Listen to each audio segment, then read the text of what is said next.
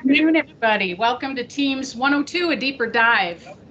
We're excited to have Jerry Gillespie back with us to help us learn more about Teams. We had a great session the last time, and I'm looking forward to learning more.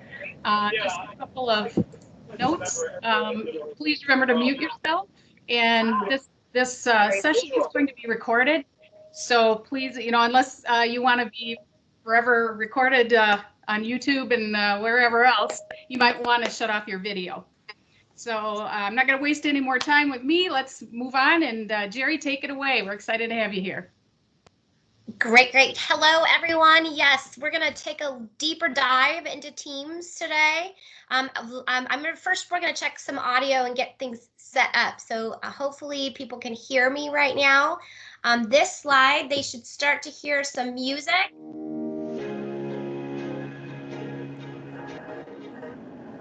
And if you don't hear any music, check the device settings and use those 3 device settings and make sure that you have your device settings set. So if you're not hearing anything, enter in the chat. In fact, I can put a chat message if you don't hear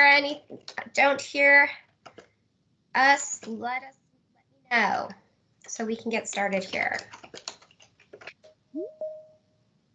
All right. Yes, my name is Dr. Jerry Gillespie. I'm with Microsoft's education engagement team, and really what we are here to support you and dive deeper working with AESA. And today we're going to cover looking at more of the Teams navigation that we covered last time. We're going to go in depth on meeting online and how to use those meetings, assigning roles in meetings, making sure we have our settings set and what that looks like, adding and managing more channels, like working with private channels and what that looks like, just taking it a little bit deeper. And then also creating announcements as far as being able to share and get some information out. Then we're going to look at best practices, creating, storing, managing team files. We're going to talk a little bit more about that, about supporting. There were some requests from the last session to dive into how you would support PD and how you would support system setup and really reach out to share people about how to use Teams in the capacity that we're learning about. So we're going to talk about that. Using those channels effectively, what you may want to name them, what you may want to use them for, and then online meeting examples. I'll give you examples of how you can use some of your online meetings to maybe reach a broader audience. And then also using Teams for professional learning and support, and give you some ideas of what that would look like and how to set that up, what I call a balanced system.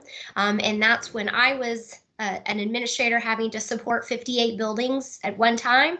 That is exactly what I did and built the system. So I'm going to share a little bit of what worked with myself and my team. I'm going to turn my video off to save some bandwidth. So I'm going to, of course, have my PowerPoint, but we're going to do mostly a demo, live demo, and I'll walk you through that as we go through that. So right now I'm going to go ahead and turn my video off, but I'm still here. So. All righty. First thing, norms and expectation. I always like to set off and say, I know how valuable your time is. This should be a resource for you, so please feel free to engage, ask questions in the chat area. I will get you answers. I had a few people email me after the last Teams 101 that I did, which was fabulous because that's what this is all about. It's getting you information that's relevant and something that you can use and that you're able to add to your program or your support. Of course, already said, please keep your mic muted, just making sure everybody can hear and follow along. And then, like I always say, enjoy the journey. This is just one resource for you to be able to learn more about, but please come back, join us for some more sessions, reach out to me. I've added on here my Twitter feed on here. You can find me on LinkedIn, Facebook, or you can email me anyway. Please reach out to myself and my team.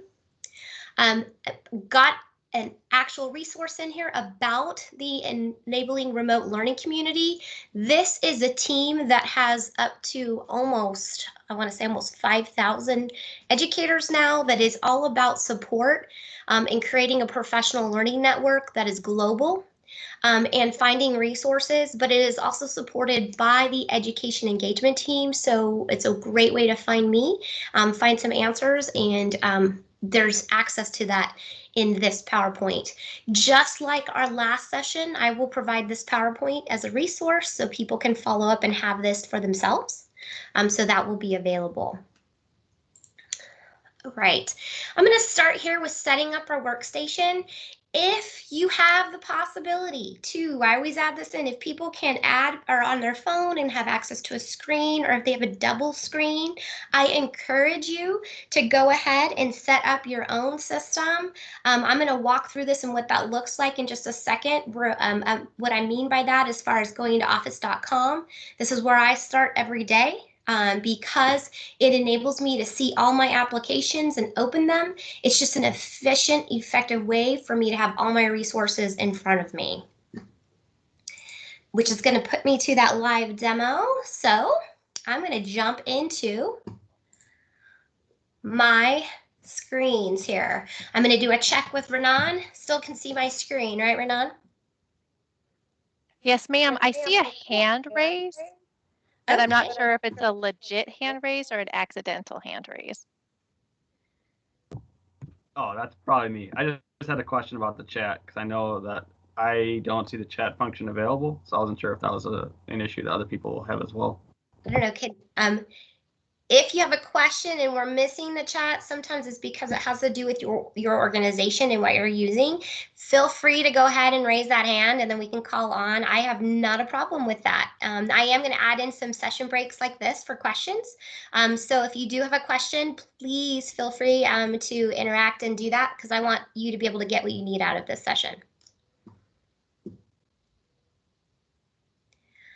All right, so this is what I meant by set up your system during the day. You want to make sure when I start in the morning, you go to office.com.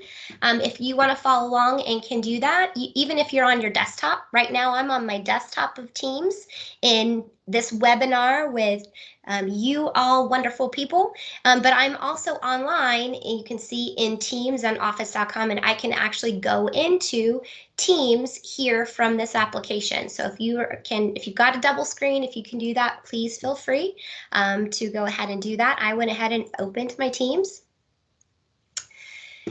This is, of course, we covered the grid view last time we were in here. Today I'm going to move some of the teams that I'm going to be using. Remember, this is my teams up here that says the teams that I can see that I'm working with. Underneath hidden teams are teams that I just don't want to have in my view right now. To make those teams hidden and to show, remember we use those 3 dots. Those 3 ellipses in Microsoft always mean more. So when you want to find menus, really go ahead and find those 3 dots. That's important because depending on the size of your screen and how much things collapse, you're always going to want to be able to find those menus. So when you're reaching out or supporting others, that's something I remind people of often during my sessions, about how to find those menus and how to find more. So I always call that menu of more. So when we come here, this is where I can actually hide a team or show a team. I'm going to move this team to the front because I'm going to be talking about this professional learning team as my example today. Okay, talking about how you can use these different teams as support. Another team I'm going to be using also is the support team that is my mentor team. And I'll talk about, that's another team that can also provide some support throughout your service centers or out to districts when you're trying to use this in capacity. Okay, so the first thing we're going to talk about is actually diving into meetings, right? Remember this side of Teams, I'm just going to go really quickly about that navigation that's here. Up here in this corner where you see right here, this would be your picture or your icon or your letters. I'm not sure if people can see that, so I'm going to actually I'm going to go ahead and make my screen larger. but also make sure that everybody can see and view what I want them to be able to see. So we're not cutting anything off here. And we'll get rid of that. Make this bigger. There we go. Of course, got a mazillion. There we go. All right, underneath. We'll close all this. Okay. That way we can make sure you can see your screen better. So this right here is your personal profile where you can actually change your picture and those settings that we talked about, making sure that you have your settings where you want. A lot of times if I'm in a meeting, it will set itself and read my calendar and say that I'm in a meeting. But if I really don't want to be disturbed, I can also come over and hit the do not disturb, which is going to help with making sure that I don't get the notifications that I want to pop up in there. So once we have that set, remember this side of my Teams, we call the ME space. That's how I like to refer to it because it has to do with all of your information that pertains to your account. This in the middle piece that we have, that's what we call the WE space because it pertains to all your team information and things that you're going to be sharing, any of that information. Right? So when I come in first, you can see I've got that little red circle with the number in it. I usually start in here with my activity because then I can see what has happened or if I've missed something. So you can see Matt has mentioned me here, right? We're going to talk about @ mentions today too, because that's another thing about using our teams and channels wisely. But you can see Matt @ mentioned me, which means that that was a direct message for me in there. So because Microsoft is so great in what they do, they have offered lots of ways for you to actually create a meeting. I'm going to cover how to create a meeting in using your Outlook and then also in Teams, but then we're really going to dive into what's the most efficient way and how I schedule meetings. I want to be able that you've seen all the options, but then I'm going to talk about a best practice of being able to schedule a meeting. Okay, so from Teams itself, when you come over to your Me side, you'll see this calendar icon. Okay, if you're ever missing icons or want to add more applications here, depending on your organization or what's available, right?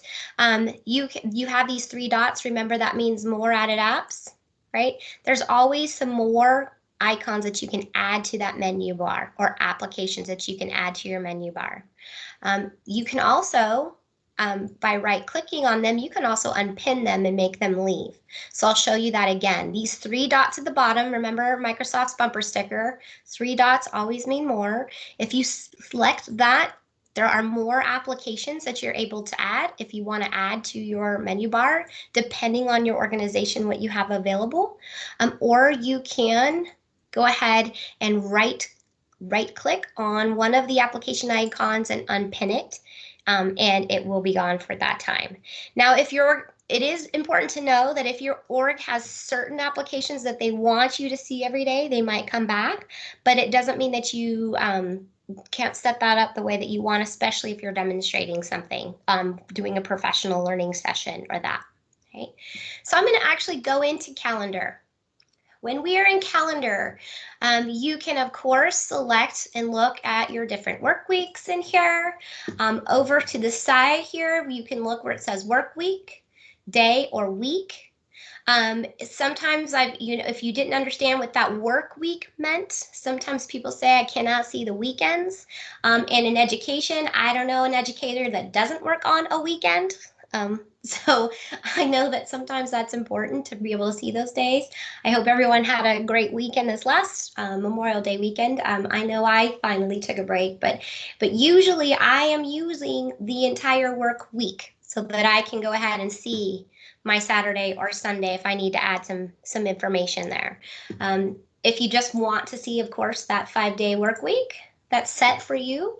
And that's a Monday through Friday. Now, work weeks and work times are set, can be changed in that by your admin setting. This is a default setting, but they can be changed depending on what your work week looks like on that. Another look, you can also, of course, go down to the day if you want to see more of an agenda time for that time during the day. When I come down here in the day, I can see I'm on Tuesday the 26th. I have a meeting here that's been scheduled.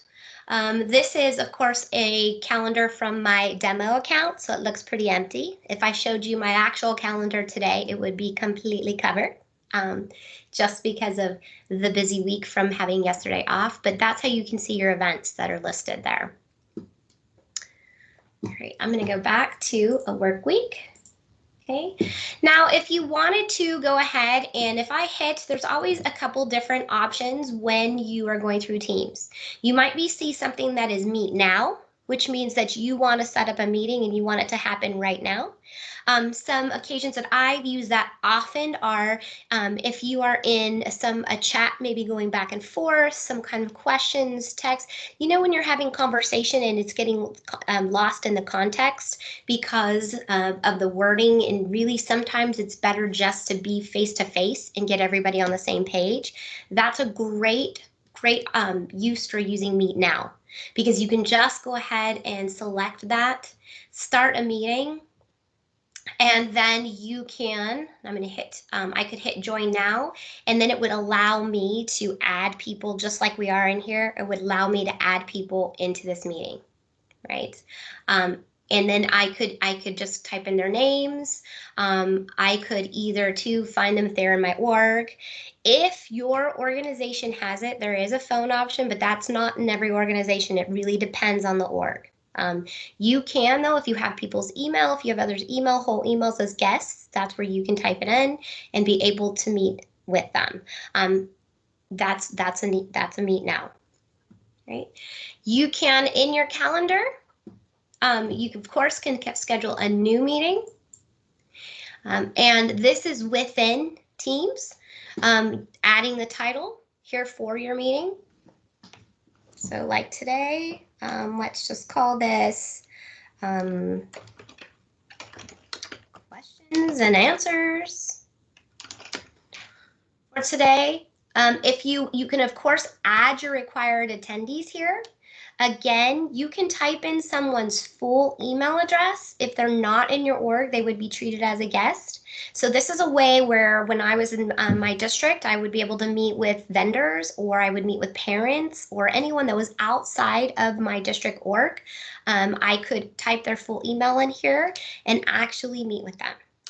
To tell you the truth, the last couple months, I may or may not have used this to call my own mommy because I miss my mother. So there is a way for you to be able to reach out and meet with other people that are not within your team. Again, some of these settings might be organizational based. If your IT or that has turned off where you've not allowed guests or any kind of anonymous users in there, that might be a factor.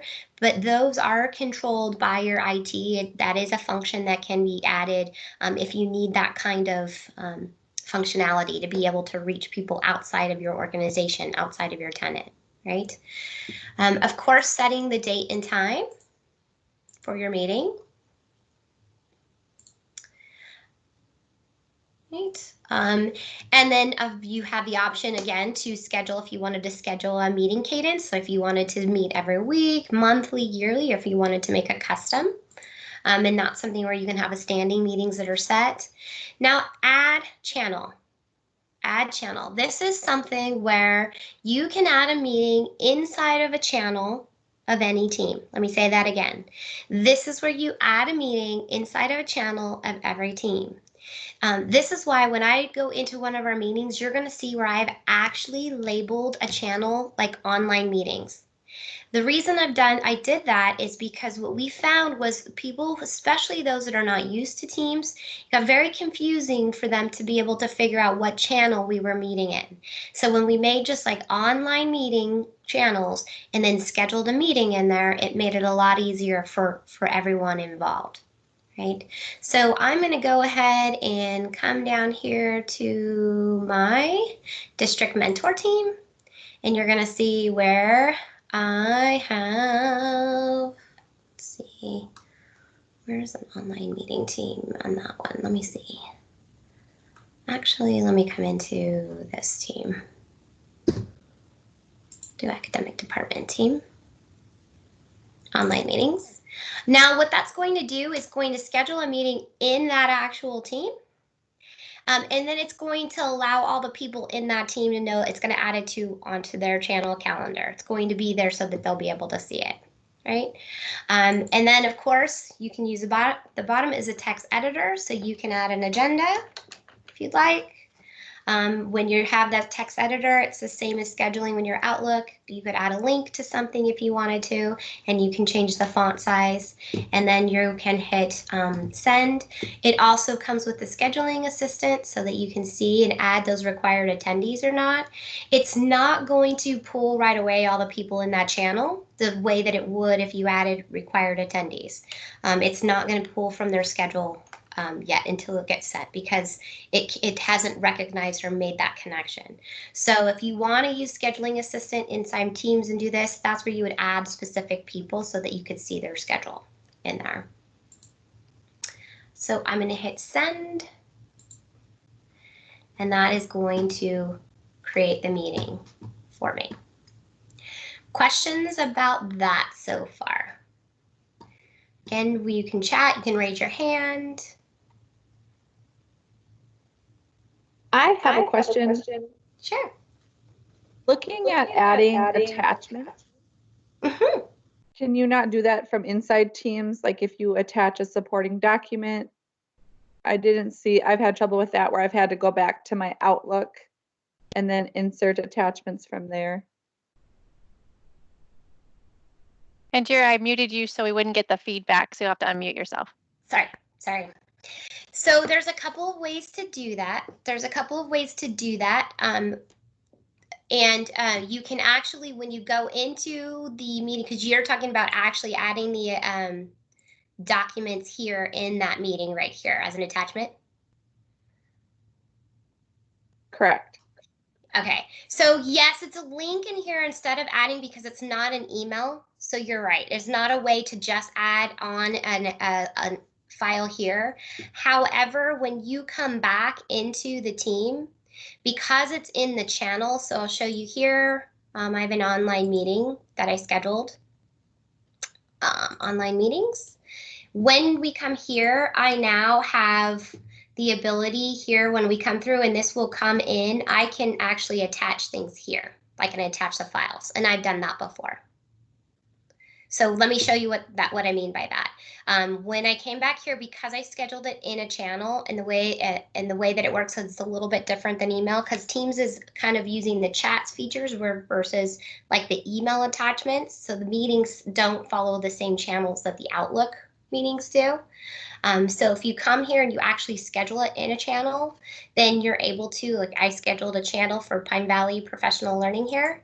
When I select that, go to online meetings, I can now hit reply here because I have this meeting here, and I can attach a file right here and say this is for a meeting today.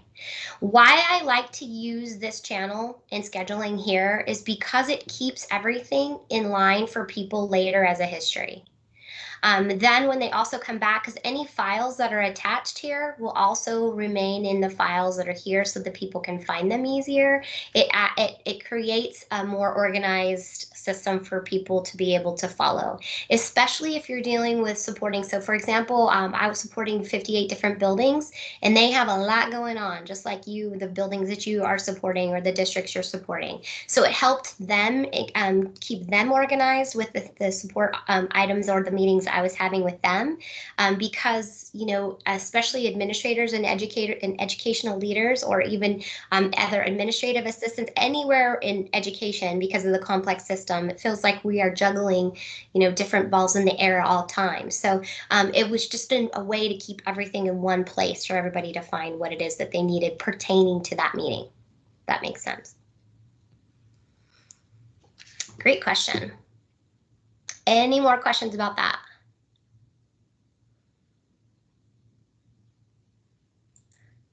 Okay, so that you can also add a meeting by creating a meeting link, right? So coming into from your Outlook and being able to use your calendar apps. Well, this is my demo account. So you can create a meeting within your demo account, or I mean within your calendar on your Outlook. So right now I'm on the online version, but you can also, of course, do this in the desktop application. And what I mean by that is the applications that come with your program or are tied into on your desktop when you open that use your disk storage space. This right here is that Outlook that's online, and it functions really, really the same way. Icons change differently. You have a lot more functionality with the Outlook calendar that is in the desktop. That's why a lot of our administrators or administrative assistants or that executive kind of roles use more of the Outlook desktop just because of the functionality. For here, it is the same process of getting that, adding a Teams meeting. So I'm going to go ahead and walk you through that using the online version. But creating that new event or new appointment here, you're going to go ahead and, of course, add in your title. Invite the people that you would like to invite. You can see I can add whole teams of people. However, it is not going to place the meeting within that team. It's only going to invite them.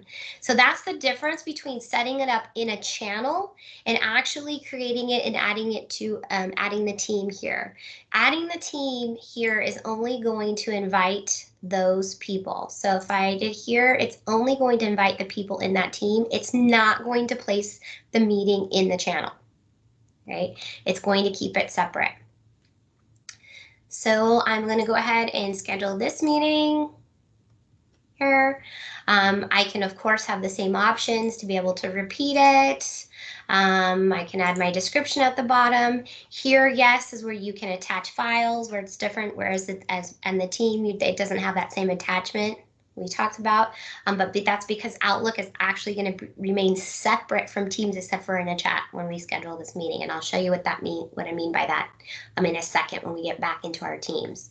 So you can add your agenda here and attach what you'd like here. Of course, you have more options for your response options, your scheduling assistant that you need to use. Scheduling assistant allows you to see other schedules. So if you want to be able to add somebody that has to be able to join this meeting, it's going to let you know when that person is available so that you can make sure that you're scheduling a time when all of the people that I need to have in here, those required people. Optional attendees might be people that it's okay, it might be information that they want to have, but it's not going to stop the meeting if they're not there. Okay. When I'm done with that, I go ahead and hit this check mark. And make sure, because I've done this often, is to go back and hit this Teams meeting icon to add a Teams meeting. I'm actually going to send it without a Teams meeting right now because I know if many people who use this option will forget to add that Teams meeting. So it's okay that you've done that. Because you can see right here, I have this meeting that was scheduled. This is this new one that I just made. If I realize that I need to edit or change that, I easily can go select that and then edit. I can hit edit here if I want to change all those details, or I can hit these double arrows and get to that edit icon. Again, I'll do that again. I've hovered over that meeting, been able to hit those double arrows or hit edit here, and then I can add the Teams meeting and hit send. So if you forget to add that Teams meeting, never fear.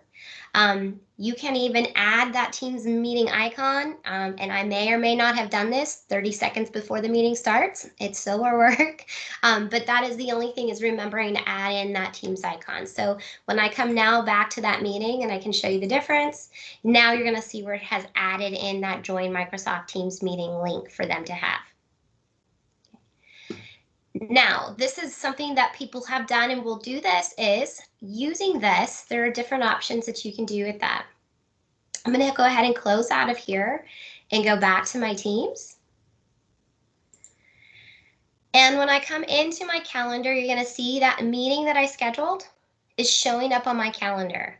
However, different from when I scheduled before in a channel, when we actually start this meeting, I will come and join from my calendar, right? And hit this join feature. Now when I join this meeting, it is not going to be tied to any of a channel. It's only going to be to those. It's going to create more of a different file structure, a chat feature. It's not going to be within the channel. So that means that people have to keep track of those documents, those chats and everything on the side. So if I show you what I mean by that, every time you have a chat with someone or a different, you can see here, this was a meeting. I was working with the demo account to show how you can add a meeting to a chat. Now what's the difference is this right here is my chat, and it includes people that I've had in a meeting with, but it's going to keep all of our chat conversation and our files here within those files that were shared. Whereas different when I scheduled that meeting within a channel, it's actually going to hold all of that information in our chats here within the team, within that online channel. So again, I'll talk about that one more time. When you are in this calendar meeting, and this was my meeting that I scheduled in Outlook, you're going to see it still shows up on my calendar. They show up the same. The only thing is this little icon right here showing that it's in and tied to a channel. When I hit on this meeting now, I've added in all of this professional learning team and then plus Matt and Bryce. But when we go to have this meeting, the meeting notes, the whiteboard, everything's going to be tied to this meeting separate, which is going to be in a chat session or in chat files on the back end of Teams or in like your OneDrive. You'll see like chat files and that. It doesn't organize your meeting within your team itself, within the team itself. Now, honestly, this really depends on preference of what you want to use. It is perfectly fine to have a meeting that it works that way and have in the cheat and in that chat feature and have the files there, because it might be a standing meeting that you're always using that chat feature and it works with the files, or it might be a time where you started off a meeting and wanted to use files that were from the group. There's various reasons for being able to schedule it from your Outlook calendar. But for me, myself, a lot of times, depending on the group I was working with, especially if it was some kind of a support, this is a professional learning team, I would schedule my meetings within the channel so that I could just keep all of that information and that data within that team together. So I'm going to stop for a second there and see if there's any questions.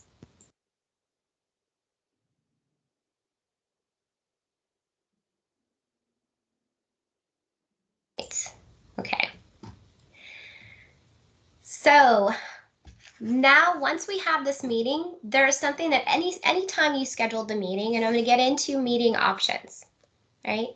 And what meeting options are they allow you to, as the person who created the meeting, and it's only the person that created the actual invite, can be able to change the settings or the meeting options. You can get to meeting options here. Again, these three dots mean more, and it's viewing the meeting details. And it's going to actually bring you into that meeting information that's in Teams, and you can see meeting options here. I'm going to do that one more time from that team. You have your team here, you hit these three dots, you get view meeting details, and you can also get to meeting options. If you're the creator of that meeting, you can also go right into the meeting and be able to get to meeting options. If you are in your Outlook calendar and you want to get to a meeting option of any meeting that you have, so for example, if I've set up this one, I can actually come in and open that up and get to meeting options. Once you select meeting options, this is where, depending on what you have available, you can see this has actual calling features, but you may not have that. You still, does not matter which version of Teams, you still can choose about bypassing the lobby and who can present, right? This bypass the lobby, let me explain what that is. This allows people to come in and out of your meeting without having to let you have control of who is entering. So if I put who can bypass the lobby and I put everyone, that means anyone with that link, if they have a link to that meeting, anyone can just join the meeting. Okay. That is something that sometimes, like, if you, I can't think of right now a time actually I using bypass the lobby. I always check and make sure it's people in my organization, because I want to have that flexibility to be able to add them or not to the meeting.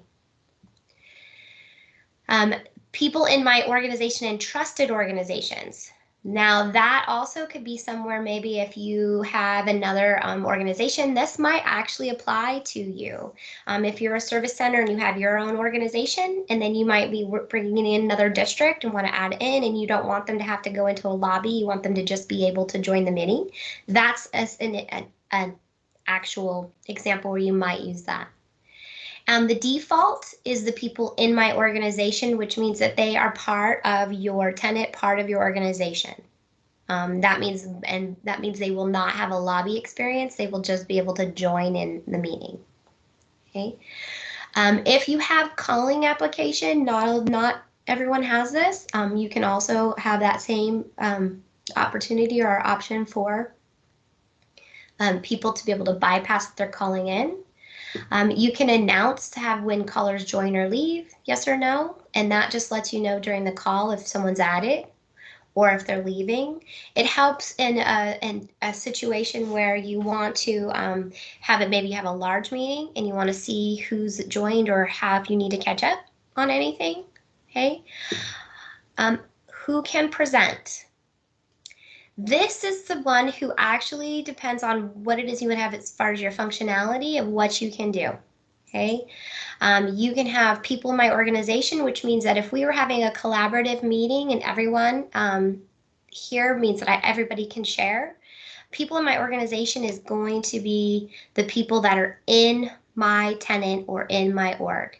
So everyone would be, maybe I'm reaching out, or maybe I'm meeting with a vendor, or maybe I'm having someone that's outside my org and I know they're going to want to have to share their screen. I would have an everyone. Okay.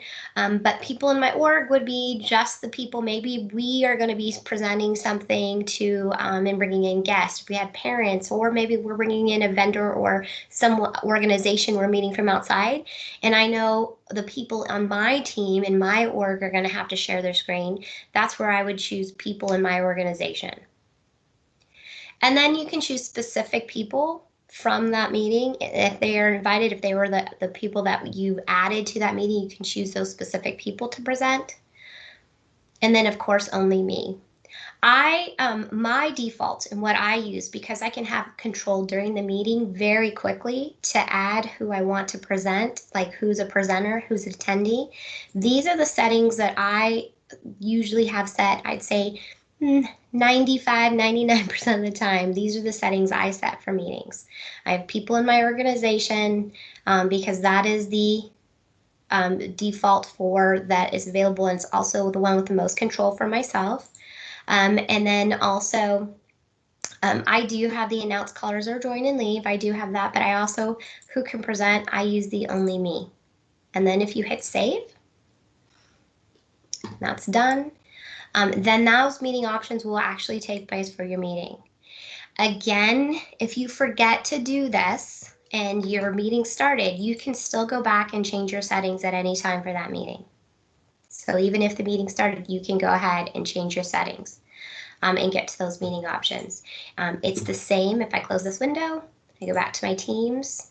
Again, anywhere where you see the meeting options is here or below. It's going to take you to that same screen. People in my organization, and then I always put only me and hit save.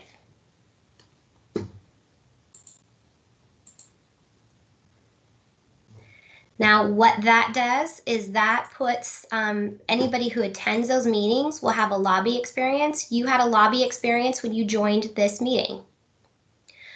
So when you came in and you said you were waiting for someone to let you in the meeting, that was a lobby experience. If you are the owner of that meeting, you have the option to be able to check and add people in the meeting. I have some screenshots in that too. I can show you what that looks like. I have on the PowerPoint to show you what that looks like in real life. So when you want to add people to those meetings, what that looks like. Does anybody have any questions?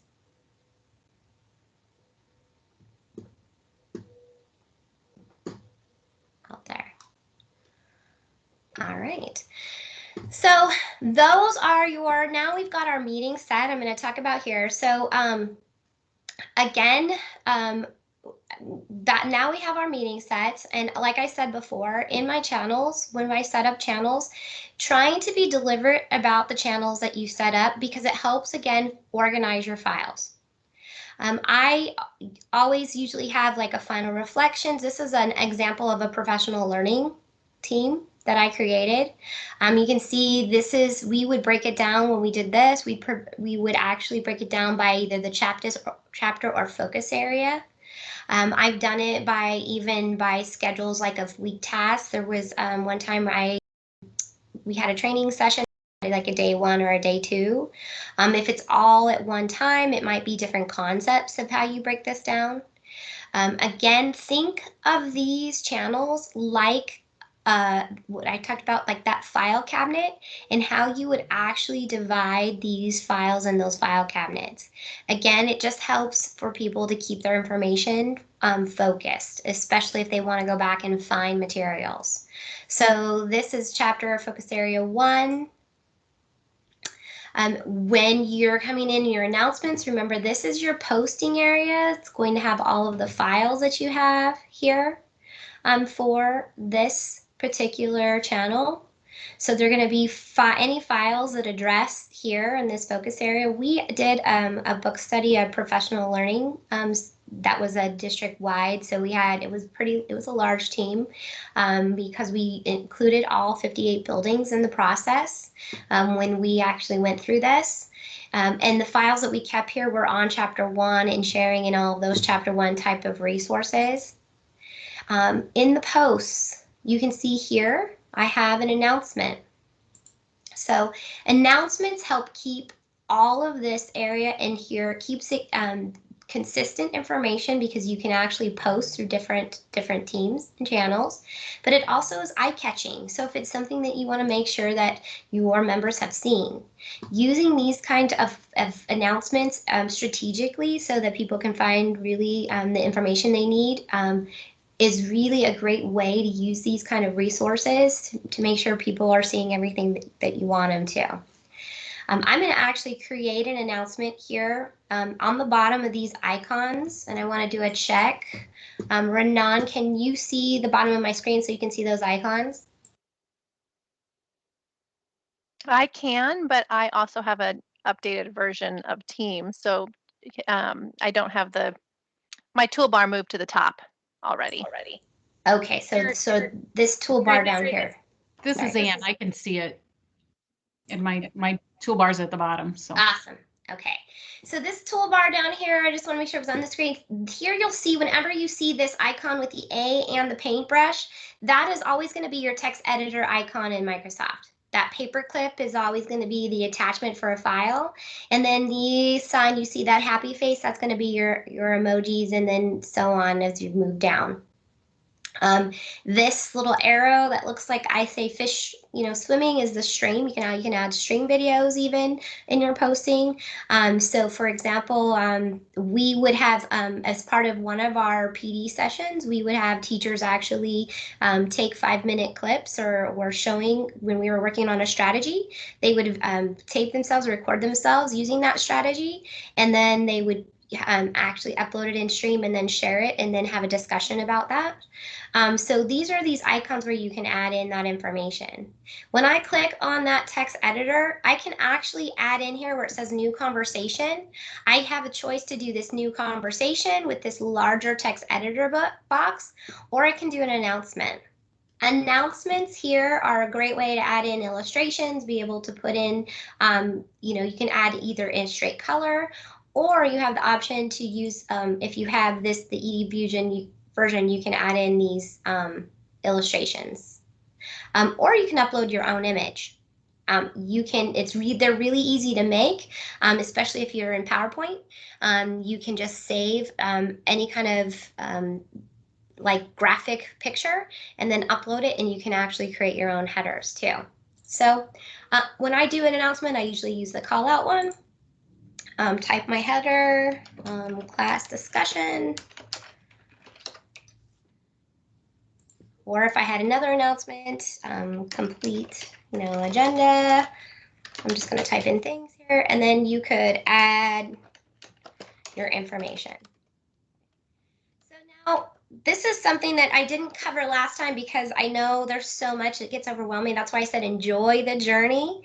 But one thing that you want to remember, especially as you get busier and you get more teams, and what I demonstrated earlier, in my activity, I mentioned in here where we looked and we saw Matt mentioned me. Right? That's important to remember about when you want to be able to call attention to an announcement or a person directly, to notify them that you're trying to get a hold of them. After we implemented Teams and I was a member, actually supported and had over 257 teams at one point because of my position in my role supporting everyone in the district. I used to tease people and say, you have to mention me, at me. I used to tell them all the time, just at me, because it let me know to be able to find them. And it actually was faster than email when they had quick questions, because my email box would get so full in my inbox that their emails would get lost. And I started hearing more and more from people when they learned how to just at me to get quick questions answered. I was able to be more efficient in getting back the information that they needed. And literally what that means is using that @ sign with 0 space, 0 space. Okay, if I hit a space, you can see what happens. I put that @ sign and immediately a box pops up because Microsoft is so generous. They're going to give me suggestions for people, but I actually can type in names. They have to be a member of this team in order to be able to pop up. I could not add, remember this is the we space, but they have to be members of that team. So I could not add any name from like anybody in our entire org because they wouldn't have access to this information. So it's only going to be confined to the people in my team. I'm going to say add your information, just putting here. If I want the entire team, you can actually do @ 0 space and type in the name team, type team, and this team name will pop up and I can select that. What that's going to do is it's going to alert everyone on that team and give them a notification that I have just put in a message. I can even amplify that by selecting this little icon over here. That is the important flag. Okay. I can, again, in here, I can change the font, make it medium or smaller, larger. I'm already at medium. I can highlight things if I wanted to in here.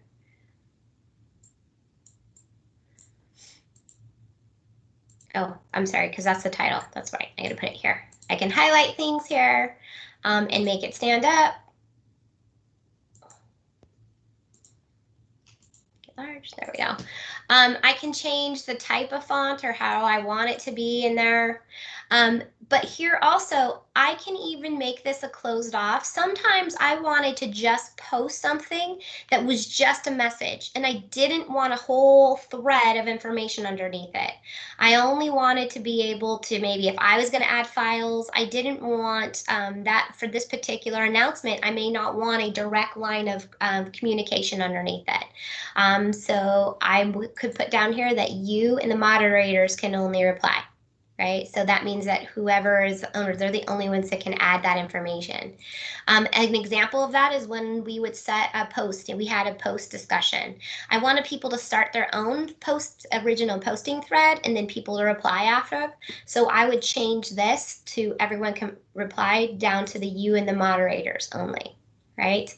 And then I could post this to multiple channels. I could select a channel and I could say, like, if I was going to do the same thing in our district mentor team, I could do that and then I could update that. I could even add channels later that I wanted to. Really need to understand, caveat is these are all connected. So if I change something here, it is going to change something in all those other multiple channels. It does not become something different. It actually just allows you to send that same message. Okay. So now I have my important message. It went out to the entire team here, so they got notified. Now I can also come here and I could actually take this and I can do more actions with this. I could create a poll in here, like maybe I wanted to find out and ask a question about that particular posting.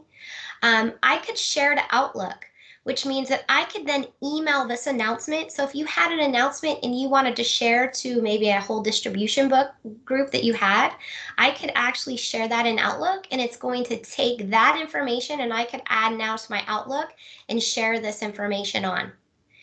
Great way to efficient to have like a hierarchical system if you needed to carry on information from maybe a team or announcement that you wanted people to see in there. I'll go over that again. Again, those 3 dots mean more. You can go ahead and you could actually share this to Outlook. You could even copy a link, right? So that you could add that link anywhere that you wanted to, somewhere to be able to share that. You can notice here too, I have channels here that are actually private channels, and I can tell because this lock is here.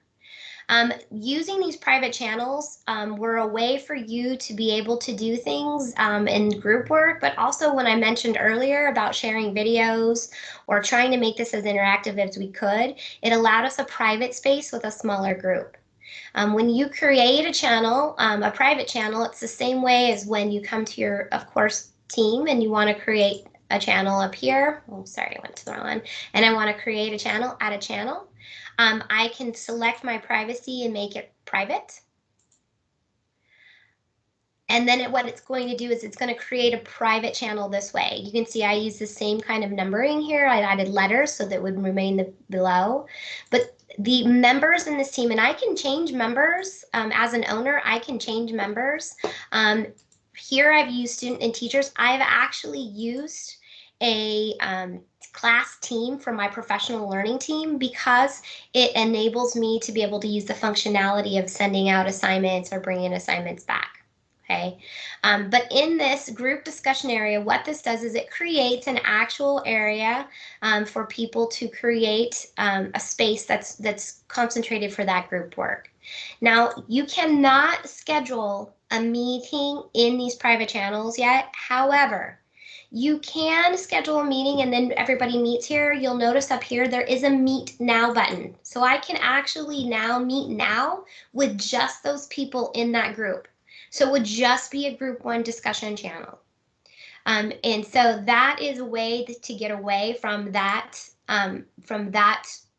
kind of a workaround. I know I've heard on looking on roadmaps that they're looking about scheduling those, but for right now, if you had a small group that needed to work, if it was committee work, any of that, that is a workaround, is being able to go in that channel and then be able to hit the meet now button to be able to do that in there.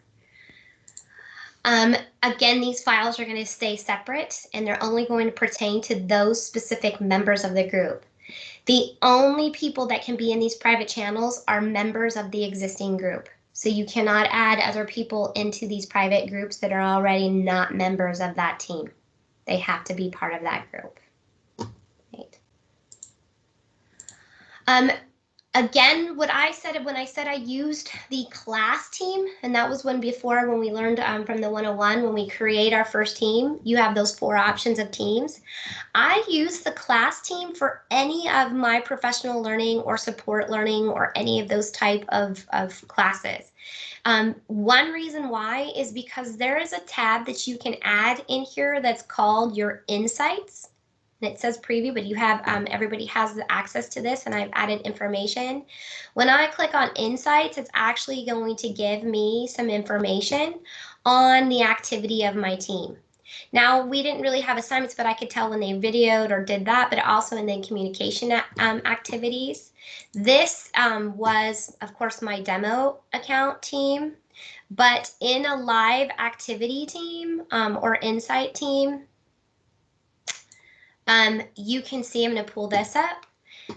You can see from here what it looks like is it actually will give you average grade. Now, of course, for these professional learning, like I said, unless I was keeping less because I actually did courses for credit here, this is where I could keep that information. And then my conversation activity, you can actually select there and see who has posted activities, who has answered questions, and it helps you monitor that class of how to facilitate that, right? When you're setting up any of these professional developments, include opportunities, like I like to call it a balanced development, a professional development balance support, including those direct instruction like training sessions. That would include webinars, presenter courses, adding any kind of PD sessions that you can. Maybe I used to try and offer courses for credit as much as I could. And I would do that with a combination of each one of these legs. I would have, of course, our meeting sessions where we'd have direct instruction, kind of showing them how to do things. I would then have the on-demand or self-guided videos like our Microsoft Educator Center available. And then we would schedule like office meetings, support teams, follow-up tasks, things in here that would also give them a chance and opportunity to use this in application. It also enabled me to be able to meet their needs better. This one, for example, we actually did bring in questions for the author. We used the book from Dr. Fisher and Dr. Fry about the FIT model and framework for instruction, and they joined us because it was easy for them to join a meeting. We also had mentor teams that we used as far as a district mentor team with our first year and second year teachers. We allowed them to share videos of lessons, and they could help each other before their observations. Teachers loved this and having that opportunity to speak about that. And being able to show these in that way of supporting was, especially following this balanced approach, enabled people to see how we could put these together. I know I'm running out of time, so I definitely can come back and show even more about actually how to run a course that way, but I wanted to make sure I got into the meeting information because people wanted to know more about that. And being able to show how to use that meeting and be able to the option of being able to request control and use those functionalities. So I'm going to be quiet and see if we have any final questions.